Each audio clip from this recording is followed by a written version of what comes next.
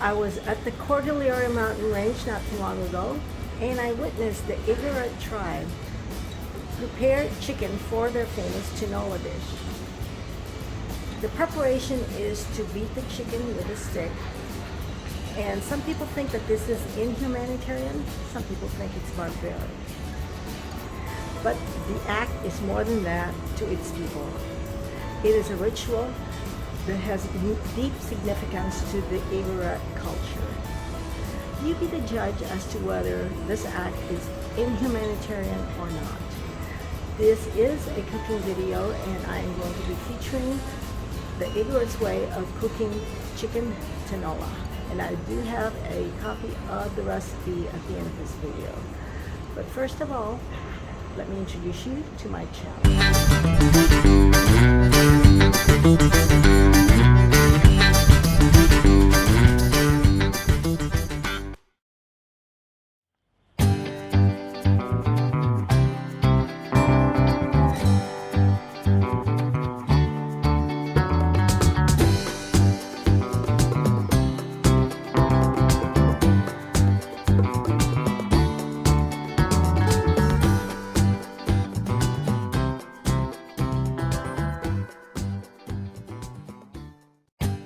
We went to the Rainbow Resort Hot Springs to prepare the dish. It is a popular resort where you can bring your family, have a cookout, swim in the hot springs, and let the children loose in the playground.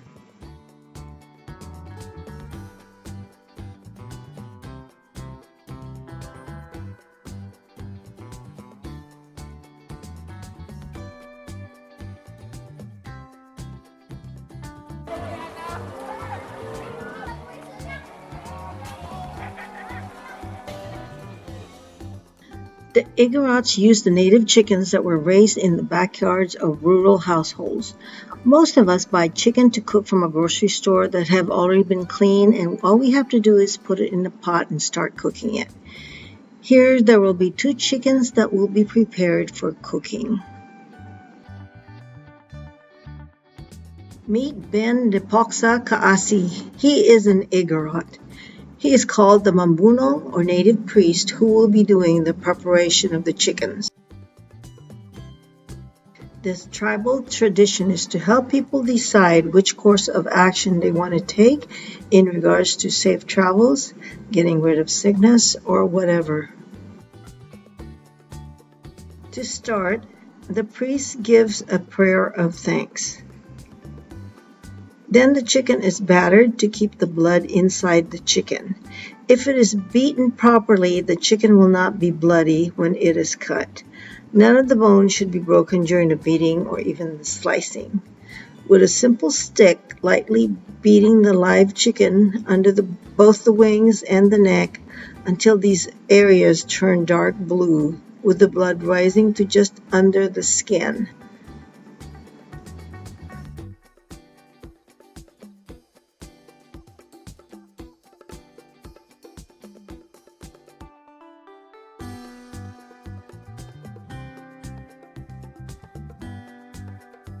Then a final blow is hitting the head hard with the stick.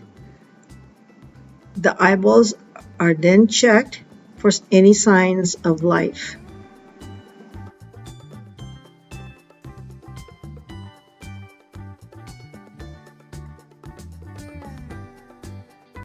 Then the whole chicken is thrown into an open fire until all the feathers are burned off, making sure that the boots are properly singed so that they can be separated from the skin by hand.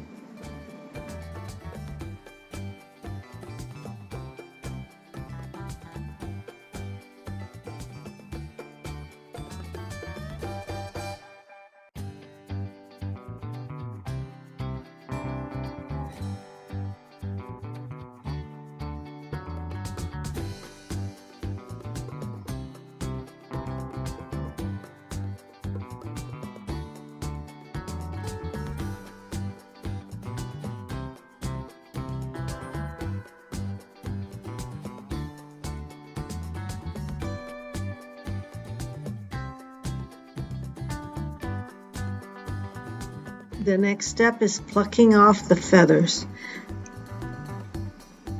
This is certainly a long procedure, and you can see the hardship it takes to stand in front of an open fire doing this.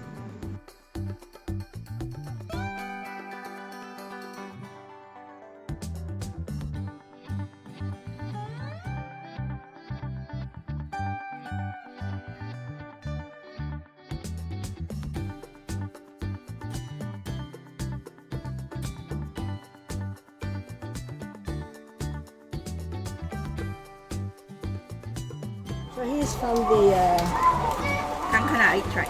Kankanai. Kuya Ben is from Kankanai tribe. Kankanai tribe. Yeah, he is sharing the tradition here in Itogon, Benguet. Yes. They are from Tuding, Barangay Tuding. Barangay Tuding, yeah. Oh, look how stiff that chicken is. Yeah. Very stiff. They don't let out Yes, the blood. The blood, they don't drain the blood. That's the reason why they do it in the Pinikpikan way, because they were pregnant. Oh, it's in the skin. Yeah. It's in the meat. It's in the meat, yeah. People, when we say it in English, killing me softly. Yeah, it's really, it's like the song. So when they beat it, it's not really to tenderize it. It's more like it's a slow killing. Yeah, it's But it's also to preserve, I think, the blood The blood. in the body of in the the body. chicken. The chicken is then washed and cleaned to remove soot and dirt. Then the claws, beak, and crown are removed. The intestines are inverted and cleaned, while the gizzard is sliced open and cleaned. The intestines are then tied around the gizzard, and all these will eventually be included in the soup. Then he removes the chicken head and set aside for cooking. He slices the skin to dislocate the thighs, then slices under the neck to remove the innards, the stomach, intestines, and gizzard. Then he slices under the shoulder blade to separate the rib cage from the chest and exposes the internal organs, the heart, the liver, and the lungs. After he cracks open the breast, the liver and the bile is exposed. The liver either covers the bile or the bile is completely visible. When it is visible, then that means that they have their God's blessings and that they can proceed with hunting, planting, and whatever action they need to take. If the liver is covering the bile, then the whole process of preparing a chicken is repeated again until they have a chicken that exposes the bile. The meaning with them, it says, what's the meaning, my brother? Good. It's Blood. good. Because the... Go ahead. God, hear our prayer. Because Sige. this one is nice and it's good one.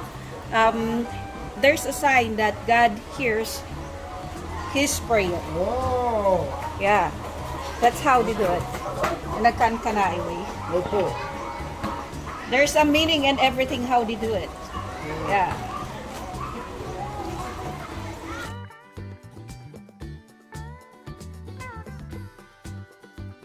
Then the limbs are separated from the body, and all edible chicken parts, including the head and innards, are thrown into the pot of water and boiled.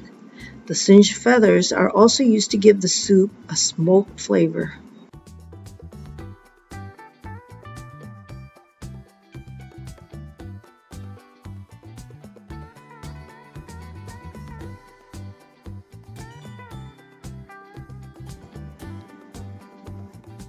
Then the second chicken meets its end by slitting the throat, and the blood is drained to the ground. But instead of putting it in the fire, the chicken is dunked in a pot of hot water. This process makes it easy to pluck the feathers and get it cleaned.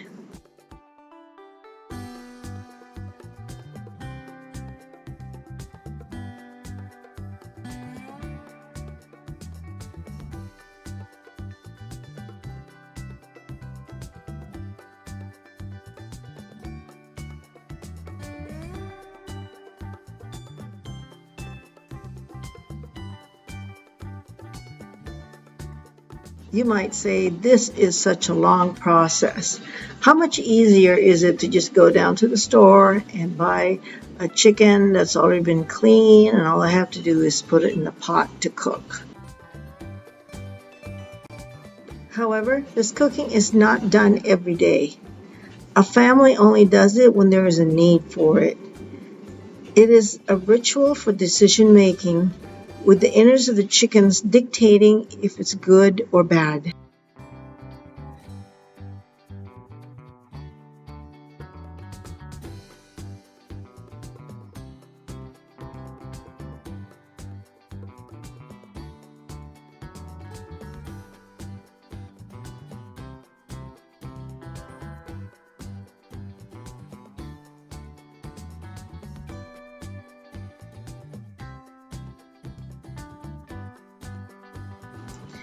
While the chicken is boiling, in a saucepan, saute garlic, ginger, onion in a little cooking oil. Then add the itag or smoked meat and saute with the other ingredients.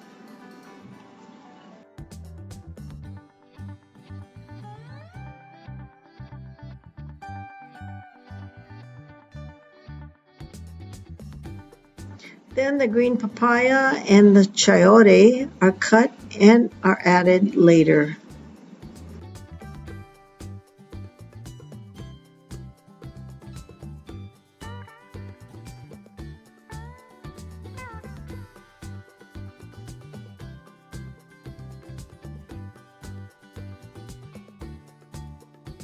So here is the finished dish, which is usually eaten with rice.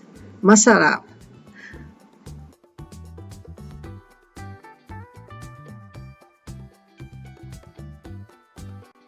I hope you continue watching my channel, for there are more things to explore that I would like to share with you. Please comment below and tell me what you think of this.